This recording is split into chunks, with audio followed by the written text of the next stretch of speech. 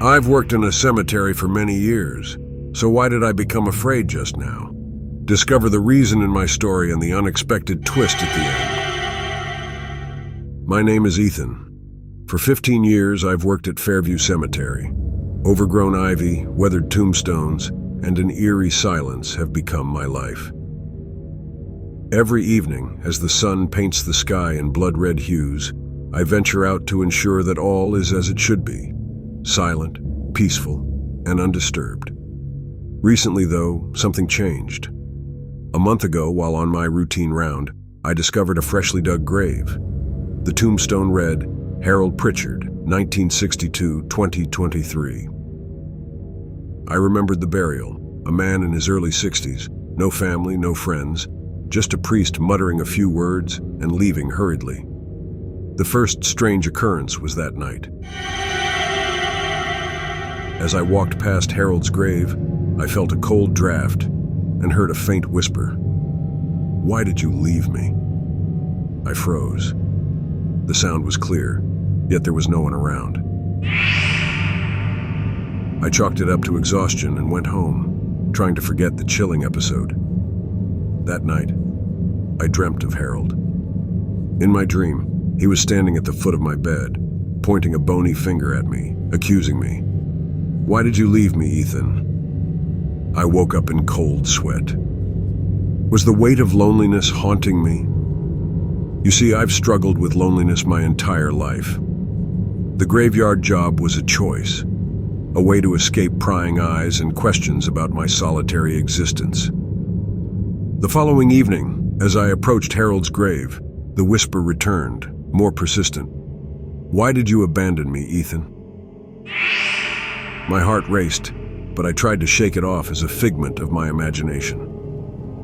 Days turned into nights, but the hauntings didn't cease. Every time I was near Harold's grave, I felt his presence. Shadows would dance, whispers grew louder, and cold winds blew even on the calmest of nights. The cemetery, once my sanctuary, had become a prison. One evening, desperate for answers, I approached the grave and demanded, "What do you want from me, Harold?" The wind picked up, leaves rustling and swirling around. A voice, icy and clear, echoed, "You were the last one there, Ethan. The last face I saw before being trapped in this cold, dark pit." The realization hit me like a ton of bricks. I was indeed the last person present during Harold's burial. Had he mistaken my presence for companionship? My loneliness mirrored in his final moments? The nights after the whisperings began were pure agony. Each time I'd close my eyes, I'd see Harold's decomposing visage.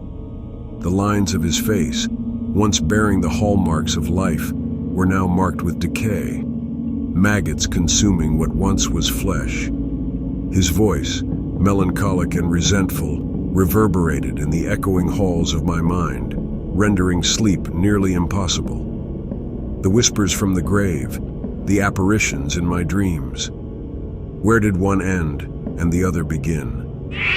I felt trapped in a fog of dread, a place where waking life and nightmares intertwined, rendering them almost indistinguishable.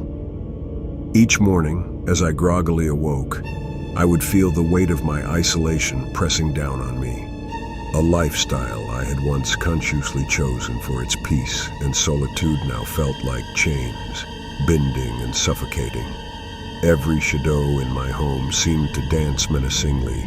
Every gust of wind sounded like Harold's voice, and every moment alone felt like an eternity in purgatory.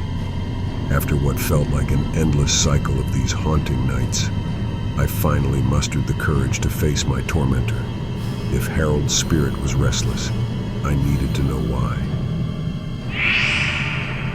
One fateful evening, with determination fueling my every step, I made my way to his grave. The moonlight provided just enough illumination to guide my path. Armed with a shovel and a racing heart, I began the grim task of unearthing the coffin. Each shovel of dirt felt like an ounce of weight being lifted from my soul. As hours went by, my clothes damp with sweat and dirt, I finally struck wood. The sound was a grim reminder of what lay beneath. With bated breath, I cleared the last bits of earth off the coffin and cautiously pried it open. The sight was as horrific as I had imagined. Harold's body, though only recently buried, had already started its inevitable journey to decay. The once white shirt he wore was stained with the dark fluids of decomposition. However, it wasn't the state of decomposition that chilled me. It was his expression. His eyes, once shut in eternal slumber, were now wide open, displaying an unmistakable terror. His hand reached upwards, fingers frozen in a last desperate grasp for freedom, or perhaps a plea for help. I recalled a photograph I had of myself, taken during happier times, a memento I always carried. Maybe, just maybe, if I gave Harold a piece of my world, he'd find some comfort. With hands trembling from a cocktail of fear, sorrow, and empathy, I carefully placed the photo beside him in the coffin, hoping to bridge the gulf between the living and the dead. It was a gesture, symbolic perhaps, to show Harold he wasn't alone. Whispering words of consolation, my voice choked with emotion, I said, "Rest now, Harold. Know that in this moment, you're not forgotten." Tears, born from a mix of relief and newfound understanding, streamed down my cheeks.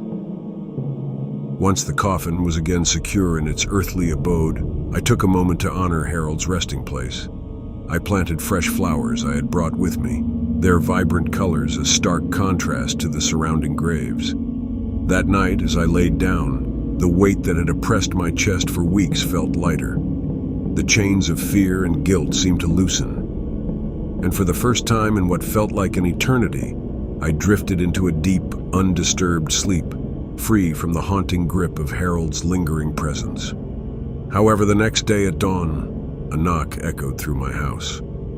Opening the door, I found a note with no one in sight. It read, "Thank you, Ethan." The haunting stopped, but the incident left an indelible mark on my soul. I realized that loneliness wasn't just a living person's plight, but could also haunt in death. In the weeks that followed, I started visiting community centers, seeking out those who, like Harold and me, suffered in isolation.